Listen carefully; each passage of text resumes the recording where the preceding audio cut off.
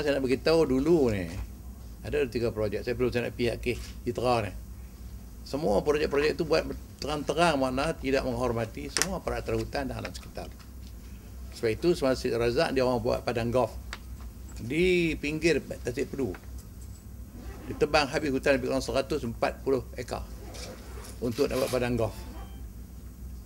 Dan semasa air banyak, mereka mengarahkan madal supaya lepas air kerana nak main golf. Dah ada cemari alam sekitar. Dan itu sendiri maknanya telah bercanggah dengan dasar pertanian padi di Kedah.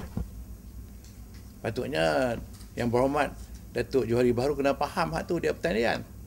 Tapi alhamdulillah masa tu pengurus MADA tak benar, tak mau berkait lepas air. Itu dia pada ceroboh. Kalau tuan-tuan pergi ke kawasan Pedu tu, semua pokok-pokok tu pokok baru.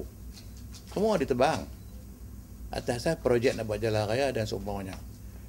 Dan sebelah tu juga, zaman Datuk Mahmud Khalid dibagi tanah-tanah ditebang oleh satu etnik yang tertentu. Saya tak mahu cabut lah. Sabar, itu satu masalah dia punya hak. Semalam pagi tadi saya tengok surat khabar. Surat khabar dia komplain tentang Kompartmen 9 di Bukit Perangin. So, Kompartmen 7. 7 ni sebenarnya dulu memang hutan simpan. Long time ago. Tapi ada satu kumpulan yang telah diluluskan dulu lagi, awal lagi. Permintaan mereka untuk dapat tanah situ. Masa kerjaan dulu. Memang kerjaan lah ni kita alih tempat. Tempat lama orang tak sesuai, kita alih ke situ. Dan oleh kerana hutan tu hutan simpan. Hutan simpan, maka hutan tu dicabut keluar daripada kawasan hutan simpan. Mana-mana hutan simpan, forest reserve, kita tarik keluar daripada zon reserve, maka tanah itu akan menjadi tanah kerajaan semula. Bila tanah kerajaan semula, di sinilah peranan pihak tanah dan galian masuk campur memberi hak milik kepada pemohon. Faham tak? Jadi bila mereka nak maju tanah tu, bila dah dapat jadi milik, mereka nak maju. Tanah ini asalnya dicerobohi. Itu yang kita pilih. Tanah hutan tu orang dah ceroboh banyak di Kedah ni, tanah-tanah hutan yang telah dicerobohi. Jadi nak maju ni, mereka terpaksa nak kena buat clearance. Nak tanam pokok ni, getah ke kelepas sawit, dia tak boleh pergi tanam tanah tu tanpa dibersihkan. Bahkan kalau tinggi dia buat teres. Macam di Kelantan yang dia orang siap dalam khabar yang kamu ganding Kedah Kelantan tu kan, nampak teres-teres itu untuk ditanam semula. Tanam semula nak membangun dalam tanah tu. Jadi bila begitu, kayu-kayu yang ada sakit baki sikit sebanyak ni, dia pakai camcai kayu apa? Capcai. Apa? Capcok. Capcai cop kayu tu, maka hutan bagi permit untuk mereka keluarkan. Tapi kamu tulis maklumat depa bagilah. Kita nak buat pembalakan, mana boleh pembalakan tentu. Tanah tu sudah tanah kerajaan, bukan tanah hutan simpan, dan tanah itu tanah milik. Dia nak tanah, dia nak keluar peraturan di Kedah, perlu permit daripada hutan untuk keluar kayu sakit baki tu. Itu cerita yang sebenarnya. Kemudian tanah yang mereka ambil ini adalah 142.76 hektar yang mereka nak bangunkan ni. Dan lesen memindah kayu balak telah pun dikeluarkan oleh pihak Jabatan Hutan. Apa yang saya nak bagi tahu, kembar dengan kawasan ini.